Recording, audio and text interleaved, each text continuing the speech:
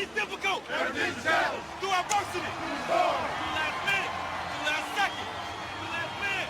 We fight. We fight. We fight. We fight. We fight. We fight. Let's go.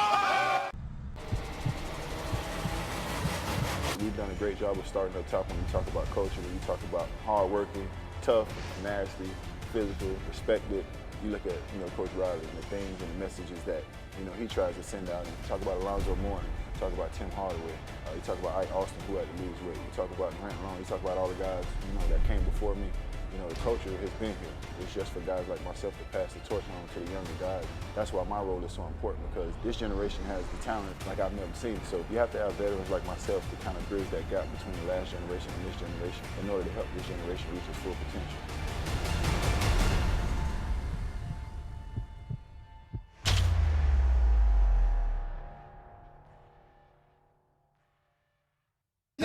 So let me give you some context. Please do. The Miami Heat are uniquely positioned with this topic. Why's that? When I was in the league, they were one of the teams that I acknowledged that took strength and conditioning to the umpteenth degree.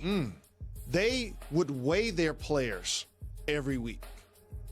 They make sure that you're not coming to training camp to get in shape. You're in shape when you arrive at training camp. So you got to hit a certain number on that scale or you fall below. I mean, what if you build muscle, though?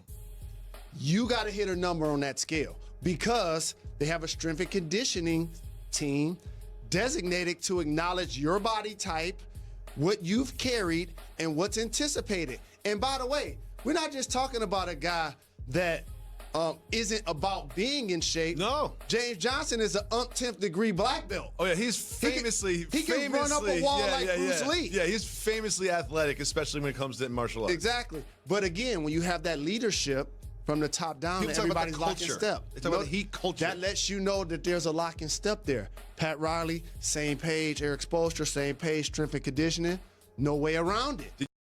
Most contributive factor to you as you solidified this decision to be here? To tell you the truth, it's the culture that I hear about all the time. The work that you put in every single day, the winning habits, the winning ways. I mean, who wouldn't want to be a part of that? I was excited to have an opportunity to come here, to be here. But I mean, when I keep hearing about this culture, I was like, I need that in my life. And so we both feel as though this is a very good opportunity for me as a player, but also for us to be a part of a new community, a new city. And it's clear as day that this aura, this Heat culture thing, this South Florida thing when it comes to the Heat, it's real. Like, fans care.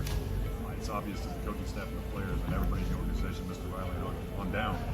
It's special here, and that's not to be taken for granted. Were you guys able to take these days off to kind of regroup, and what were you able to get solved? We worked on our defense, as you can imagine. We'll have to continue to build these habits. We're capable of being much better than we were the last two games, and there's been enough talk about it. Today was just about work. People have obviously talked a lot about the pace this year, so why scoring is up. There's no excuses. I don't want to talk about that anymore. Either you're going to defend or you're not. And if winning is important to us, we'll find a way to defend the way we're capable of.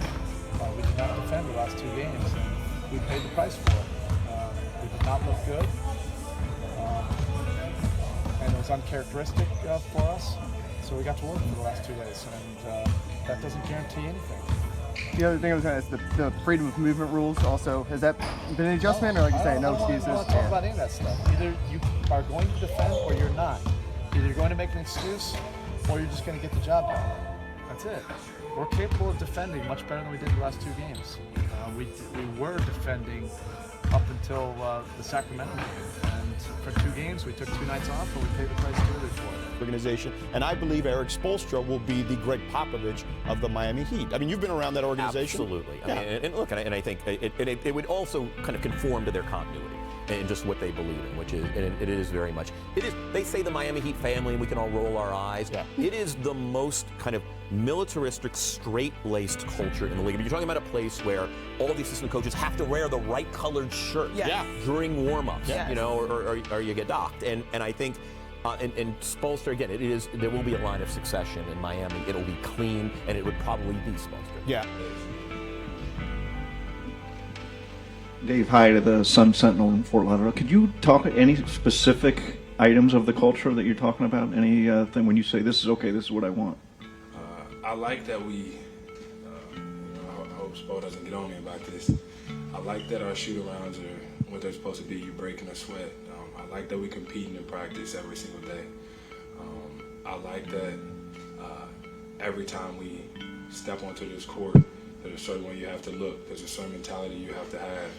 It's never you just stepping on here just to go through the motions. I think that's how I got to where I am in the league today. It was never, I'm just coming into this, going through the motions, I'll be okay. It was always a grind, always a fight. And I think when you look up and down our roster, the guys we have go about it the same way. It's going to be different because this is where I'm going to be for hopefully the rest of my career. I think I fit here, the way that they work, the attitude that they go about everything. It's me in a nutshell. So it's been said that you are the prototypical Heat player with your ability to work hard and how much work that you put in. Talk about how the early interactions have been between, number one, you and Coach Spo, but also Pat Riley. I think everything's clicking the right way. We're in constant communication. They love the work, I love the work. And we're just gonna have to figure everything out a day at a time. I think we're doing a great job of it now. The group of guys that we have love to work, love to be around one another, and that's all you can ask going into training camps. But the top players, the All-Stars, they take a lot of practices off. Or if they go through shoot-around, they're not lacing their shoes up. All right? I don't know about their practice habits, but I know that the top players think, I need to rest, I can't tax myself, I'm not going to practice. Well, there wasn't a day where LeBron came in and said, I'm taking a day off from practice. Well, you other schlubs go through the paces, go through a walkthrough. And so, because he felt like a guilt, not to Pat Riley, not to Erik Spoelstra, but to the guys who, did we love practice? No. We made the best of it. But by being there, by having our shirt tucked in, by having our shoes laced up, by working, it brings people who maybe are on the fence into the fold and don't allow them to stray. And that's culture. That's culture. That's what I thought we did with LeBron. Not only with LeBron, but Dwayne and Chris and everybody. No one was special.